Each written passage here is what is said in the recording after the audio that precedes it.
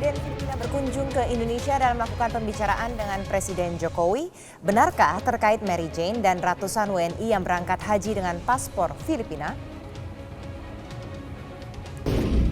Kembali Kepala BIN dipimpin dari unsur Polri. Beban dan tugas diyakini makin berat ditambah usulan penambahan wewenang dan mengkoordinasi seluruh lembaga intelijen negara.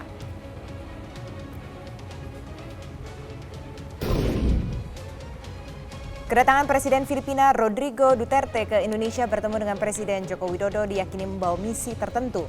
Benarkah kasus Mary Jane menjadi misi khusus Duterte? Sementara hari ini Komjen Pol Budi Gunawan dilantik menjadi Kepala BIN. Dua topik ini akan kami bahas dalam Prime Time News kali ini bersama saya, Andini Effendi.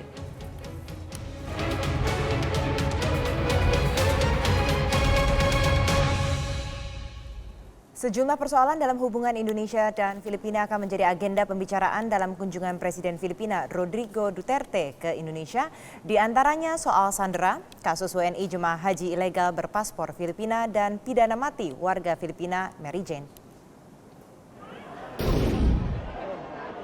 Presiden Joko Widodo mengajak Presiden Filipina Rodrigo Duterte belusukan ke Pasar Tanah Abang, Jakarta Pusat. Ini merupakan salah satu agenda dari sejumlah agenda yang akan dilakukan kedua kepala negara. Agenda lainnya adalah pembicaraan mengenai solusi pemulangan 700 jemaah haji Indonesia yang berangkat dengan paspor Filipina. Di sisi lain, Presiden Duterte juga mencari solusi bagi pembebasan Mary Jane, warga Filipina yang divonis hukuman mati di Indonesia karena kasus narkoba. Selain 177 jemaah haji Indonesia yang gagal berangkat lewat Filipina, ternyata ada 700 jemaah haji Indonesia yang berhasil berangkat haji lewat Filipina dengan menggunakan paspor palsu negara tersebut. Dengan paspor Filipina, mereka seharusnya juga pulang lewat Filipina. Indonesia berupaya agar mereka pulang langsung ke tanah air. Pembicaraan Bapak Presiden dengan Presiden Duterte setuju bahwa mereka tidak perlu diarahkan ke Filipina. Nanti akan diarahkan kemari. Jadi Menlu kita juga meminta ya Kemenak mencari yang 700 itu kan seperti mencari dalam mencari, bukan gampang mencari. Warga kita aja 210.000 ke sana mencari yang 500-700 ini. Supaya dia nanti di satu pesawat kan atau bagaimana teknisnya digabungkan. Kan itu kan tiketnya justru ke Filipina, kan harus cari pesawat lagi. Menkumham menambahkan bahwa pemerintah Indonesia mempertimbangkan pembebasan Mary Jane. Namun ia menolak ini sebagai barter. Nah soal Mary Jane nanti kita lihatlah. Memang dia juga dalam perkara yang ada di Filipina kita bantu kok. Jaksa Agung, Duta Besar datang kemari meminta interview dengan Mary Jane, kita bantu ya. Jadi kalau memang terbukti dia adalah korban trafficking, ya hukum Filipina nanti yang buktikan itu, ya tentu kita pertimbangkanlah, kita minta. Bukan barter lah, karena itu kan sejak dulu pun sebelum ada case ini kan mereka sudah minta itu, kan meminta itu. Terkait 700 jemaah haji ilegal, anggota DPR meminta pemerintah melakukan advokasi karena mereka sebenarnya korban penipuan. Pemerintah Indonesia perlu juga melakukan advokasi karena prinsipnya mereka tidak berniat jahat untuk memasukkan dokumen atau untuk kemudian memasukkan paspor. Mereka kan ya mungkin karena terbujuk untuk kemudian mempergunakan fasilitas yang ada dan mereka perkirakan itu satu hal yang tidak mempunyai dampak apapun, kemudian ternyata punya masalah dan itu punya masalah. Jadi menurut saya pemerintah Indonesia perlu untuk melakukan advokasi. Selain 700 jemaah haji Indonesia yang berhasil berangkat dari Filipina, sebanyak 177 orang Indonesia gagal berangkat haji menggunakan paspor Filipina. Mereka akhirnya dikembalikan ke Indonesia. Tim Liputan Metro TV. Kedatangan Presiden Filipina Rodrigo Duterte ke Indonesia dinilai banyak pihak memiliki makna strategis dalam upaya diplomasi bilateral sejumlah kasus penting antar kedua negara. Soal WNI berhaji dengan paspor Filipina dan juga Mary Jane disebut sebagai salah satu bahasan antara kedua kepala negara. Benarkah ada barter dalam pertemuan ini? Kita akan membahasnya dengan sejumlah narasumber sudah hadir bersama kami. Ada Mas Arief Suditomo, anggota Komisi 1 fraksi Hanura, kemudian juga Mas Sofyan ahli Albana Filipina, analis hubungan internasional UI. Terima kasih Bapak-Bapak sudah bergabung bersama Terima kasih, kami. Andini. Nah, Mas Arief, saya ke Anda terlebih dahulu. Dalam pembicaraan ketika KTT ASEAN kemarin, ada pertemuan antara Presiden Jokowi dan juga Presiden Duterte dalam membahas beberapa aspek, termasuk diantaranya soal haji ini, begitu.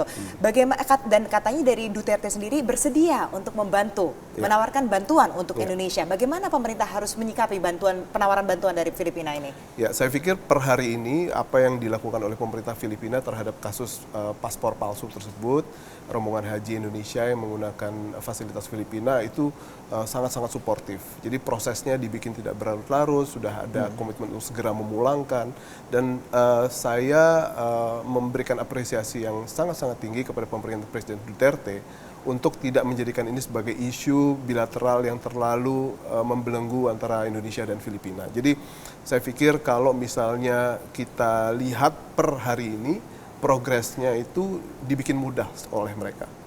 Walaupun nantinya misalnya harus diusut dulu gitu, mengikuti proses hukum, kalau memang ini soalnya kasusnya pemalsuan dokumen kan begitu, dan mengikuti hukum yang ada di Filipina, orang-orang Indonesia ini. Bagaimana kalau saya begitu? pikir itu merupakan salah satu elemen yang harus kita hormati ya. Itu kan supremasi hukum mereka.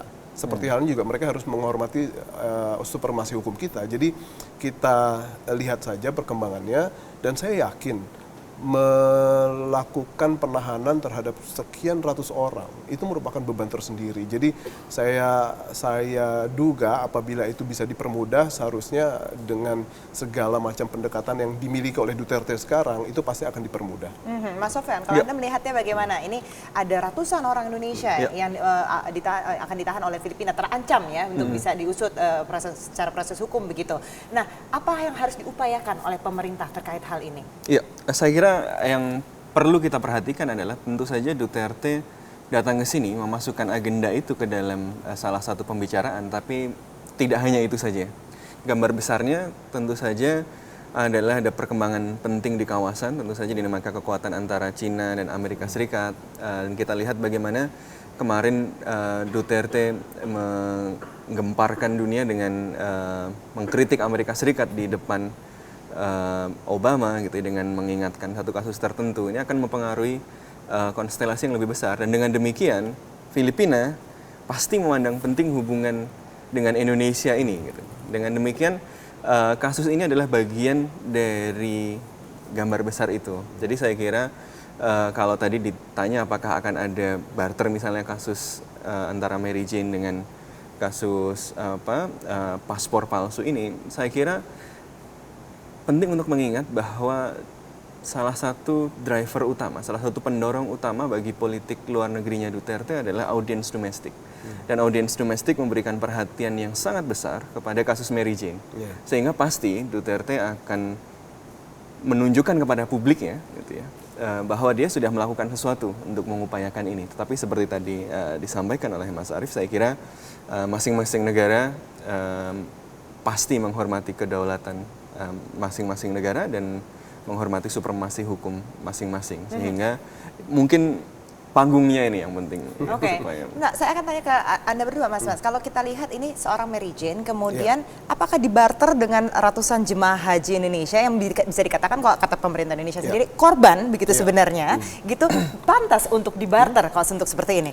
Saya pikir itu bukan sebuah hal yang harus menjadi topik barter ya, karena apa yang akan dinilai oleh masyarakat domestik Indonesia atau apa yang dinilai oleh masyarakat dunia apabila kita melakukan mengeksepsi sebuah proses hukum yang sudah dicoba untuk ditegakkan. Dan ingat loh, dalam proses kita melakukan penghukuman mati terhadap gelombang pertama, kita sudah mendapatkan kritik, kita sudah mendapatkan tekanan, kita sudah mendapatkan berbagai macam hal yang pada dasarnya membuat kita cukup teriritasi. Dan sekarang kita mau melakukan itu kembali, itu akan sangat mengambil risiko terhadap bagaimana kewibawaan kita dalam memaintain supremasi hukum kita. Jadi saya pikir pertama, supremasi hukum. Kedua, Duterte sendiri berjuang mati-matian di negaranya untuk mengeliminasi narkoba. Dan Mary Jane juga merupakan orang yang sudah terbukti di pengadilan merupakan bagian dari bandar narkoba atau trafficker narkoba. Jadi akan menjadi sebuah dilema buat Duterte untuk menjadikan ini panggung domestik dia. Dan kami berharap, di DPR berharap bahwa kalaupun ada retorika yang tinggi atau yang sifatnya untuk domestic campaign, itu seharusnya tidak membuat pemerintah Indonesia terpengaruh atas situasi tersebut. Oke, kita harus break terlebih dahulu, tapi saya akan kembali ke Anda setelah jeda pariwara berikut ini. Tetaplah bersama kami.